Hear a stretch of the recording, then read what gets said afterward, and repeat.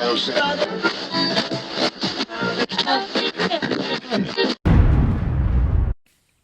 g'day folks, how you going? It's Brad here from the Headshot Guys, and it's been a little while since I've been on here and had much of a chat.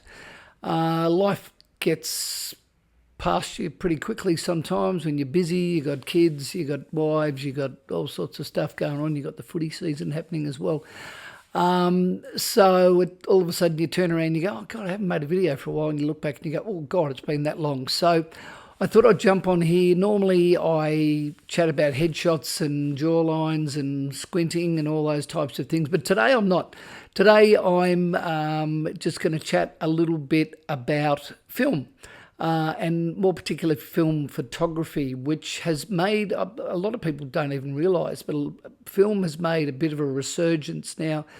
It's on the back of a couple of big photographers in certainly fine art or artistic photographers, I suppose you'd call them, that are only exclusively shooting film, and they're the medium format, large format cameras, the big 8x10s, have made a big comeback. They're making huge big prints, and more importantly, they're selling them for loads and loads of money. Now, those of you would know that for some many years I've sold prints, I've sold wave art, I've sold fine art, I've sold drone art. I've had a number of exhibitions around the Gold Coast. I'm currently at the Artist Hub, which is a collective space that I've been at for probably 7 or 8 years, I guess, exhibiting my work in there. So a little bit more of an artistic vent. But yeah, some years ago I purchased this little baby, which is a twin lens reflex camera. I took it out of the packet. Brand new packet, plastic all over it. I found it online. A guy had inherited a garage full of stuff from his in-laws, and unbeknownst to him, his dad worked for Seagull. That's what that says in Chinese writing across there. So I guess it was a bit of a Reflex knockoff back in the day, but it works really, really well. He had boxes and boxes and boxes of them, didn't know what to do, started selling them on eBay. So I bought one of those very cheaply, and it's been good fun. Good fun going back to film. I started on film. I'm 1,000 years old. And I've really, really enjoyed it. Now, I'd never had a medium format, which is probably what you'd call this, because it makes a big 6x6 square negative, beautiful prints from it. I was more used to using one of these, which is a 35mm film camera. Now, this is a Minolta. I'm normally a Nikon shooter and have been since I left school 100 years ago. But I was given this. This is very special. This was a cousin's camera. He passed away, unfortunately, so it was given to me. So I have been using this as well, which is really, really nice. So film has made a big resurgence. My understanding, you could correct me if I'm wrong, is that Kodak actually came out of receivership. They were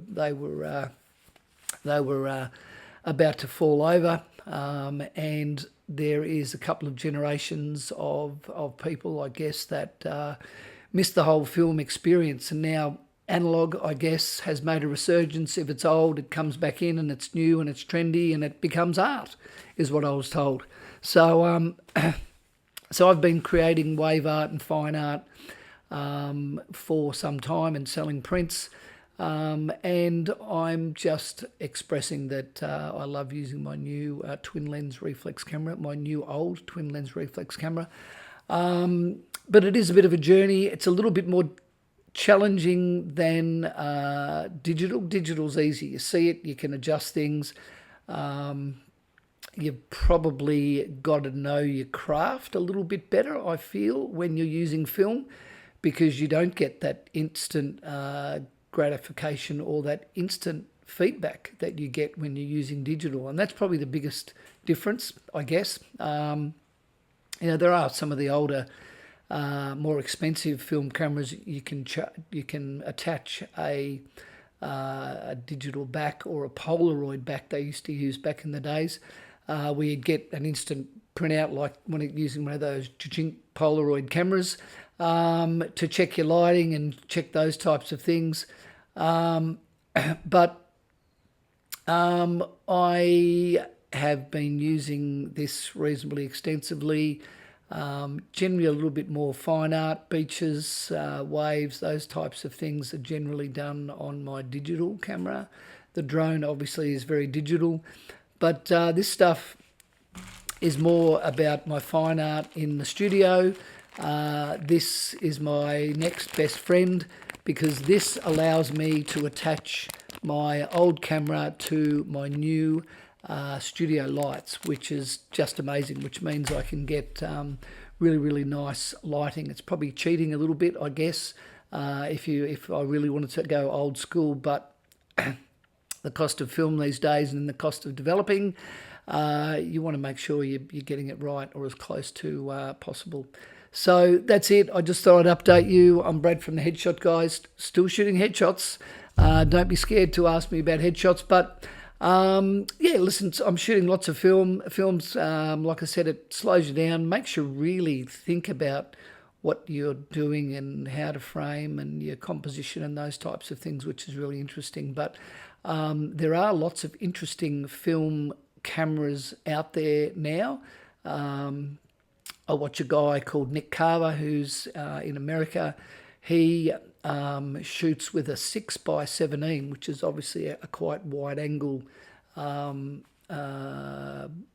lens. Not a wide angle, but what do you call it? A panoramic film print. And his work's amazing. He shoots a lot of old retro shops and those types of things. So I'm probably going to stay in the portrait space.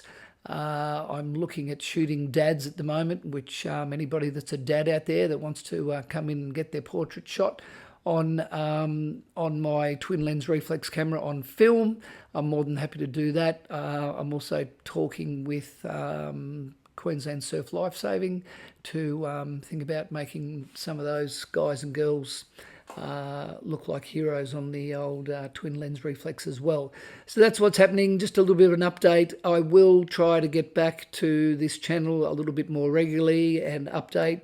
I haven't talked about headshots for ages. Jawline, eyes, mouth, most of those things don't change. They're not about to change. I've had a couple of little lighting adjustments, but nothing too dramatic.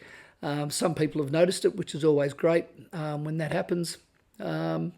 I've got a podcast coming up pretty soon. I did with the local marketing lady, so that should be coming out hopefully in the next couple of weeks. She'll shoot all that stuff over. So that was a good fun interview I did.